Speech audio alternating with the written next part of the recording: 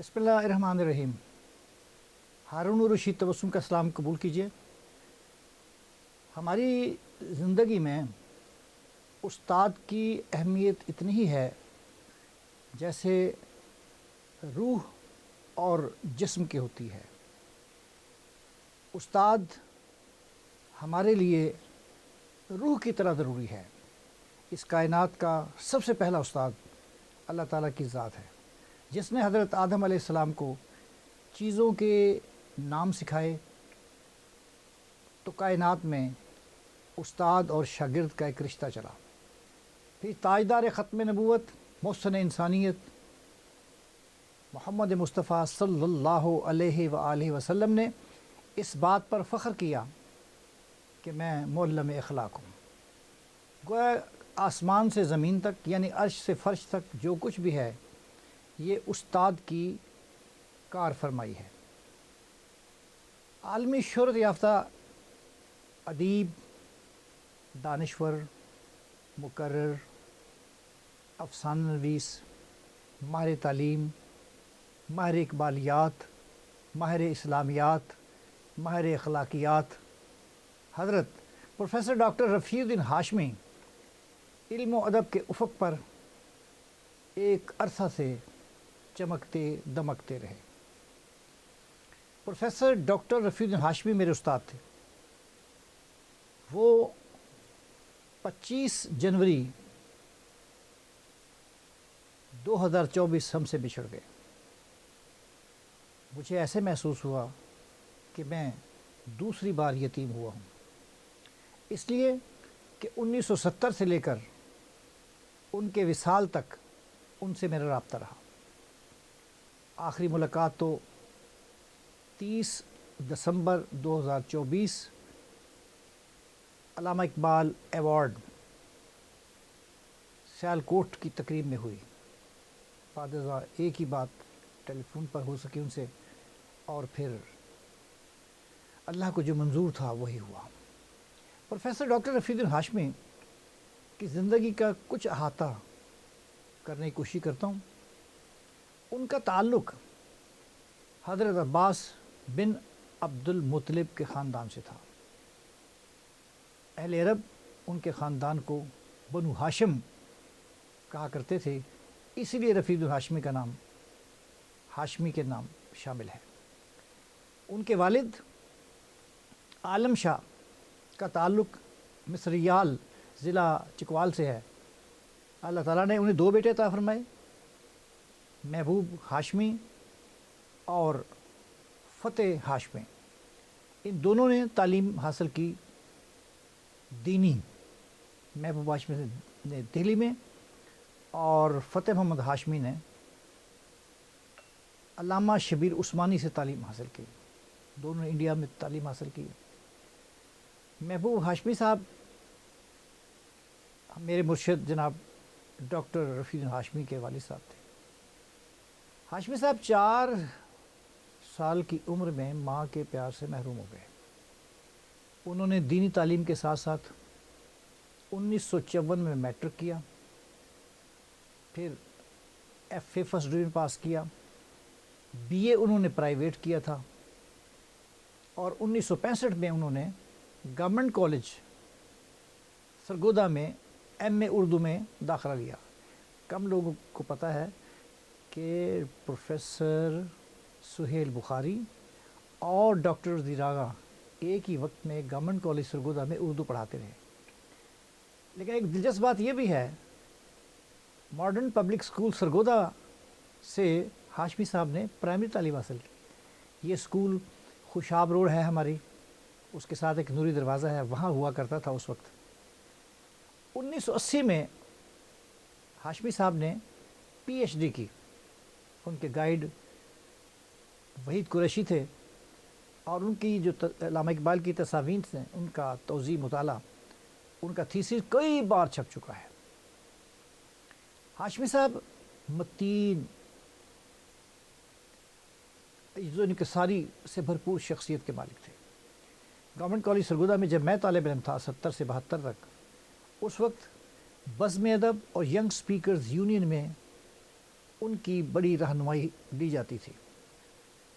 ان کی رہنمائی سے بڑے بڑے فنکشن وہاں ہوئے، بلکہ قیام پاکستان کے فوراً بعد جو اقبال کانفرنس ہوئی اس میں بھی رفیع الدین ہاشمی صاحب شریک ہوئے. ڈاکٹر سید محمد عبداللہ قائد اردو سمیت ایک بڑی ٹیم نے وہاں پر حصہ لیا. اگلی بات یہ ہے کہ ہاشمی صاحب کو بچپن ہی سے تحریر و تقریر کا شوق تھا. 1980 میں تو ان کا یہ مقالہ منظر عام پر آیا پی ایچ ڈی کا، لیکن 1969 سے ہی وہ لکھنے لگ گئے تھے. ان کی کتابوں کی تعداد بہت زیادہ ہے، لہذا میں نہایت مختصر بتاؤں گا کہ ہاشمی صاحب نے اقبالیات کے دامن میں جھانک کر دیکھا ہے. ان کی کتابیں فکر اقبال اور احوال اقبال سے بھری پڑی ہیں. جب جنرل ضیاء الحق کے دور میں جشن اقبال منایا گیا ہے تو ہاشمی صاحب اس ٹیم کا حصہ رہے. بڑی کتابیں منظر عام پر آئی، لیکن کتابیات اقبال جو ہیں وہ ان سے بڑی شہرت حاصل کی. ڈاکٹر صاحب کی کتاب ہے اقبال کی طویل نظمیں، اس سے لاکھوں طالب علموں نے فیض حاصل کیا ہے. میں یہ شاید لاکھوں کم کہا ہے. پاکستان اور پاکستان سے باہر اقبال کی طویل نظموں پر ڈاکٹر رفیع الدین ہاشمی کا کام بہت ہی قابل ذکر ہے. بلکہ یوں لگتا ہے کہ شاعری کی تمام اصناف اور ان کی وین اور ان کی دانشورانہ طبیعت اس کتاب سے جھلکتی ہے. وسعت مطالعہ کا یہ عالم تھا کہ وہ کھانے کے علاوہ مطالعہ کو زیادہ ترجیح دیتے تھے، اور ان کا دسترخوان ہمیشہ لوگوں کے لیے کھلا رہتا تھا.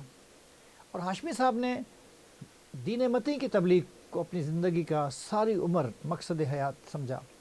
انہوں نے طلباء کے اذہان میں نظریہ پاکستان، اقبالیات اور اخلاقیات منتقل کرنے کے لیے ایک تاریخی کردار ادا کیا ہے. اور میں یہ سمجھتا ہوں کہ ان کی جو مرتب کردہ کتابیں بھی ہیں، مثلا اقبال بحیثیت شاعر، اگر آپ پڑھیں تو آپ کو احساس ہوگا کہ مرتب کرنا کتنا مشکل کام ہے. انہوں نے جو کتابیں مرتب کی ہیں وہ آج M A, M Phil, P H D کے طالب علموں کے لیے زیادہ منزل ہے. ہاشمی صاحب ہم سے گزر گئے، ہم سے کوچ کر گئے.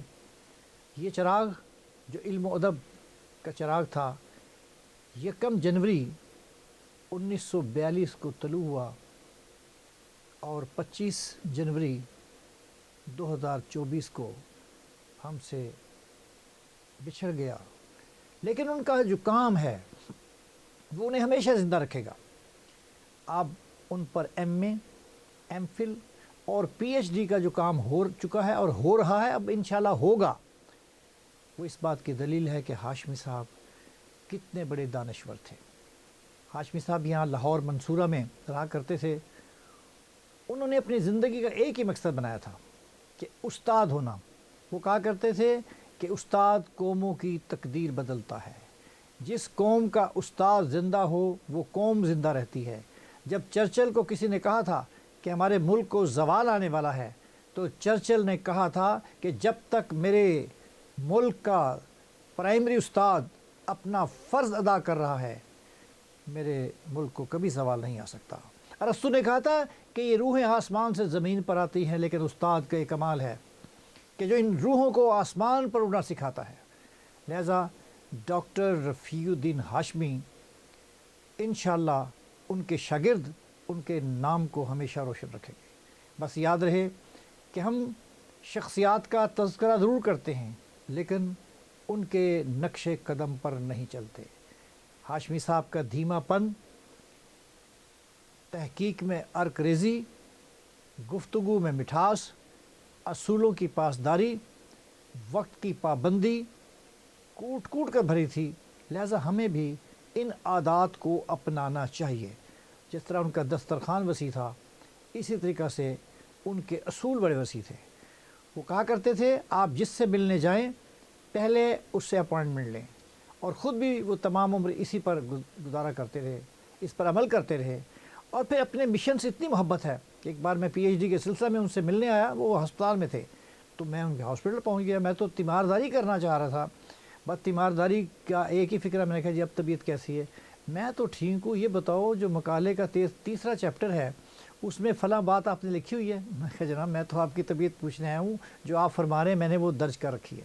دیکھیں اپنے مشن سے ایسی محبت کرنے والے ٹیچرز جو ہیں وہ کبھی نہیں مرتے، اور جو طالب علم میری یہ گفتگو سن رہے ہیں یا دیکھ رہے ہیں ان سے گزارش ہے کہ آپ آج اپنے استاد کا احترام کریں، اپنے والدین کا کہا مانیں، وقت اور لوگ حتیٰ کہ دنیا آپ کا احترام کرے گی اور آپ کی صلاحیتوں پر عمل کرنے کی کوشش کرے گی۔